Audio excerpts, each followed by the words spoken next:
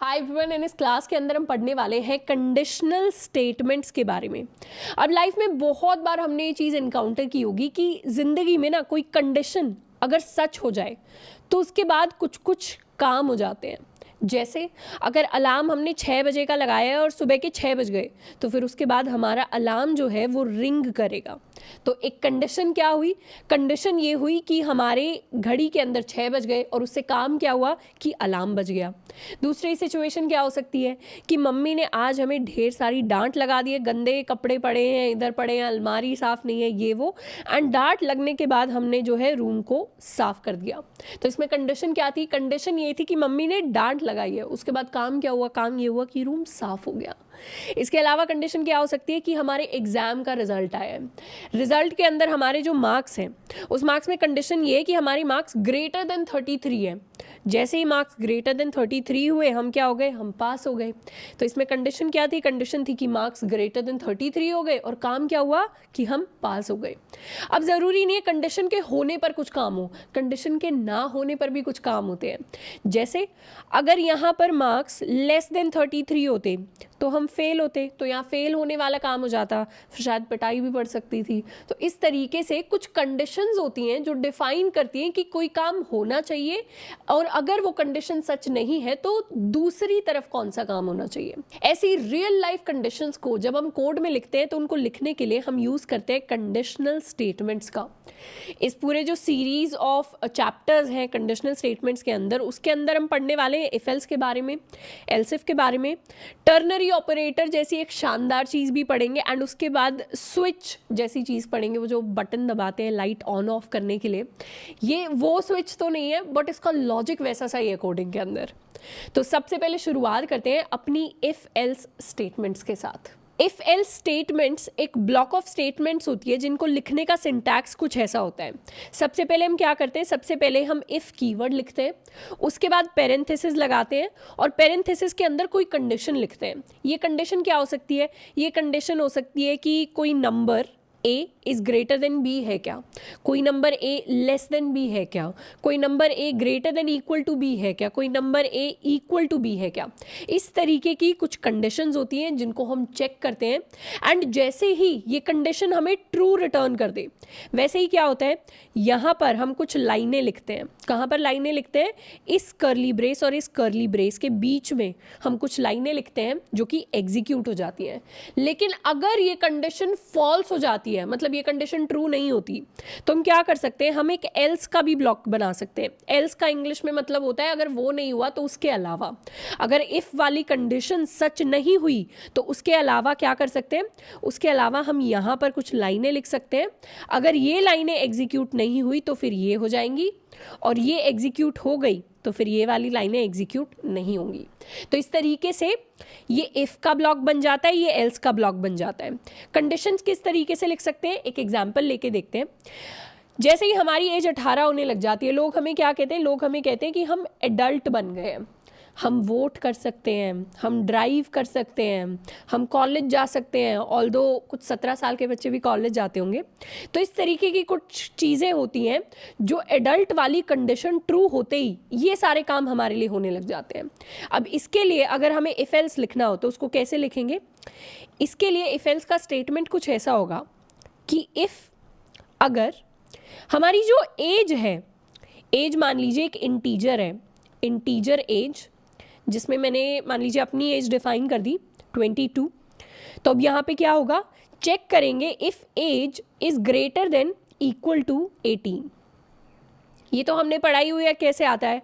ये है relational operators and यहाँ पर रिलेशन के साथ हमने एक एक्सप्रेशन बना दिया जिसको पेरेंथेसिस के अंदर लिख दिया है। पेरेंथेसिस ये ब्रैकेट्स होते हैं, जो कर्व्ड वाले ब्रैकेट्स होते हैं, इनको हम पेरेंथेसिस बोलते हैं। ये थोड़ी सी एक्स्ट्रा इन्फॉर्मेशन, पेरेंथेसिस बोलते हैं इन ब्रैकेट्स को। और ये जो कर्ली ब्रैकेट्स होते हैं इनको हम या तो कर्ली ब्रैकेट्स ही बोल देते हैं या कर्ली ब्रेसेस बोलते हैं।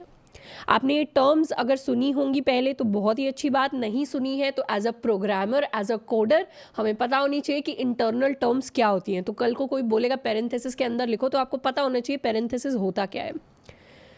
तो पेरेंथेसिस, कर्ली ब्रेसेस हमने देख लिया। अब वापस से टॉपिक पर आते हुए, अगर हमारी एज 18 से बड़ी हो जाए, if age is greater than equal to 18, तो क्या करना है? तो कुछ नहीं करना, हमें बस प्रिंट करवा देना है। क्या प्रिंट करवा देंगे? वोट प्रिंट करवा देंगे, क्या कर सकते हैं, और ड्राइव प्रिंट करवा देंगे, इस तरीके के कुछ भी काम करवा सकते हैं। और एल्स अगर नहीं है हम एडल्ट, तो उसके लिए यहाँ पर ये एल्स कंडीशन लिख सकते हैं। अब एल्स के अंदर आपको डिफाइन नहीं करना पड़ता, जैसे इफ में हमने बताया कि age greater than equal to 18 है, एल्स में हमें बताना नहीं पड़ेगा कि एज लेस देन 18 है। एल्स में इम्प्लाइड होगा, जो इफ में ट्रू नहीं हुआ वो एल्स में हमेशा ट्रू होगा। तो इफ ने जो कंडीशन घेर ली वो तो उसने घेर ही ली। अगर इंसान की एज इतनी होती है, मान लीजिए एक व्यक्ति की एज है 0 से 100 ईयर्स तक, और यहाँ पर 18 पर बार लगा दिया है इफ ने कि 18 के बाद वाला सारा एडल्ट होगा, तो एल्स ने ऑटोमेटिकली अज्यूम कर लिया कि उसके पहले वाला जो है वो सारा का सारा नॉट एडल्ट होगा। ये सारे के सारे एल्स के अंदर ट्रू हो रहे होंगे, ये ऑलरेडी इम्प्लाइड होता है। तो एल्स में हमें अलग से कंडीशन नहीं लिखनी पड़ती। तो एल्स में हम कुछ लाइन लिख सकते हैं। एल्स में मान लीजिए मैंने लिखवा दिया नॉट एडल्ट। वोटिंग की तो छोड़ो, ड्राइविंग की तो छोड़ो, अब एडल्ट ही नहीं है तो इन सब चीज़ों की बात हमें करने की ज़रूरत ही नहीं है, सिंपली हम प्रिंट करेंगे नॉट एडल्ट। तो ये जो ब्लॉक ऑफ स्टेटमेंट्स है इसको हम कहते हैं अपनी इफ़ एल्स स्टेटमेंट्स का ब्लॉक। यहाँ हमने एक वेरिएबल बना दिया, वेरिएबल की कंडीशंस चेक हमने करी एंड उसके बाद हमने कुछ काम करवा लिया। अगर ये कंडीशन ट्रू नहीं होती तो हम ये काम करा लेते। तो ये रियल लाइफ कंडीशंस को एक्चुअली कोड में हम कैसे इंप्लीमेंट करते हैं उसके लिए यूज़ कर रहे होंगे इफ एल्स स्टेटमेंट्स का। इसी सेम चीज को एक बार कोड में भी लिख कर देख लेते हैं। तो ये हम ऑलरेडी एग्जिस्टिंग जो हमने क्लास बनाई थी जावा बेसिक्स उसका यूज कर रहे हैं, उसके अंदर हमारा मेन फंक्शन है। ऊपर हमने लाइब्रेरी इंपोर्ट कर रखी है पर उसको अभी हम यूज नहीं कर रहे। तो एक वेरिएबल बनाते हैं int age is equal to 22।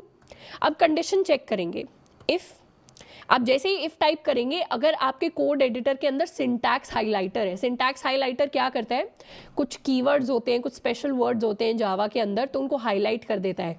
जैसे यहाँ पे ये जो डेटा टाइप है इसका कलर अलग है, वेरिएबल का कलर अलग है और वैल्यू का कलर अलग है। ये डार्क ग्रीन है, ये लाइट ग्रीन है, ये ब्लू है, सेमीकोलन हमेशा वाइट से होंगे, जो ये क्लास है ये हमेशा ब्लू से लिखा होगा। तो इस तरीके का अगर आपका एडिटर है तो इफ जो है उसको अलग से हाईलाइट करेगा। तो ऐसी चीज़ें नोटिस करते चलिए कि आपके जो ये कलर्स हैं, डिफरेंट डिफरेंट कलर्स आ रहे हैं एडिटर के अंदर, तो कौन से वर्ड्स का कौन सा कलर आ रहा है और वो क्यों आ रहा है।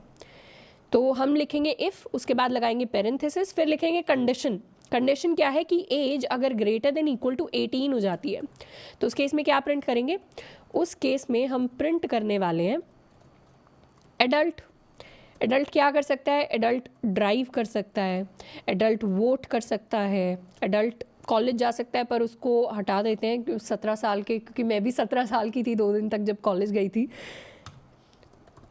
एल्स, ये आ गया एल्स स्टेटमेंट। अगर ये ट्रू नहीं हुआ तो फिर एल्स हमेशा ट्रू हो जाएगा। तो एल्स के अंदर क्या प्रिंट करवाएंगे, एल्स के अंदर हम प्रिंट करवाने वाले हैं प्रिंट एलन नॉट एडल्ट।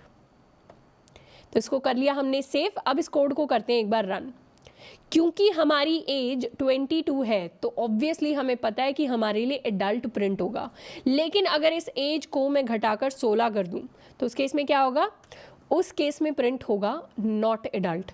आपने देखा क्या हुआ, जो मैंने कंडीशन लगाई थी उसको बस चेक किया गया है। अगर ये वैल्यू चेंज हो जाएगी तो उस हिसाब से कंडीशन ट्रू या फॉल्स हो जाएगी। जैसे ही ये कंडीशन ट्रू होती है वैसे ये वाला काम हो जाता है, जैसे ही ये कंडीशन फॉल्स होती है वैसे ही एल्स वाला काम हो जाता है।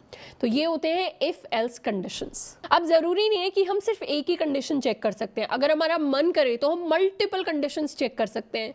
जैसे अगर एज 18 से ऊपर है तो फिर एडल्ट होना चाहिए। उसके अलावा हम एक और कंडीशन चेक कर सकते हैं, if age is greater than 16 and age is less than 18, या 16 की जगह इसको 13 कर लेते हैं। ये मैंने एक और if लिख दिया, पहले इस if को चेक करेगा, फिर इस if को चेक करेगा, फिर else में जाएगा। if को कैसे चेक करेगा, अगर 13 से 18 के बीच में हमारी एज है, मतलब अभी तक हम एडल्ट नहीं हुए लेकिन टीनेजर हो गए, तो यहाँ पे क्या प्रिंट करवा देंगे, system.println टीनेजर। तो तो ये क्या हुआ, एक कंडीशन यहाँ पर चेक हुई, दूसरी कंडीशन यहाँ पर चेक हुई, एंड ये दोनों ही अगर फॉल्स हो गई तो फिर ये तीसरी एग्जीक्यूट हो जाएगी।